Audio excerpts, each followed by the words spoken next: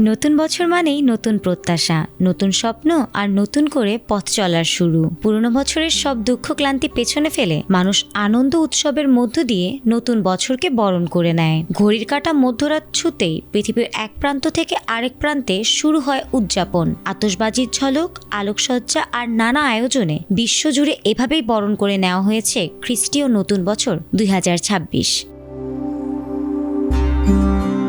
সবচেয়ে আগে নতুন বছরে প্রবেশ করে প্রশান্ত মহাসাগরীয় দ্বীপ দেশ কিরিবাতির কিরিটিমাতি দ্বীপ। এর পরপরই নিউজিল্যান্ডের অকল্যান্ডে আকাশ জুড়ে ফুটে উঠেছে আতশবাজির আলো। অস্ট্রেলিয়ার সিডনিতে ঐতিহ্যবাহী হারবার ব্রিজ ও অপেরা হাউসকে ঘিরে হয়েছে জাঁকজমকপূর্ণ আয়োজন। তবে সাম্প্রতিক এক বন্দুকধারীর হামলার ঘটনার কারণে সেখানে ছিল বাড়তি নিরাপত্তা। পাশাপাশি সেখানে শান্তি ও ঐক্যের বার্তাও উচ্চারিত হয়েছে।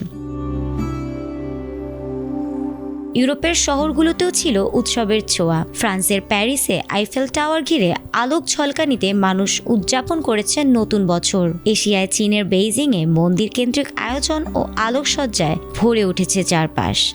এছাড়া জাপান ও দক্ষিণ কোরিয়াতেও ধর্মীয় আচার ও আধুনিক উদযাপনের মেলবন্ধনে খ্রিস্টীয় নতুন বছরকে স্বাগত জানানো হয়েছে।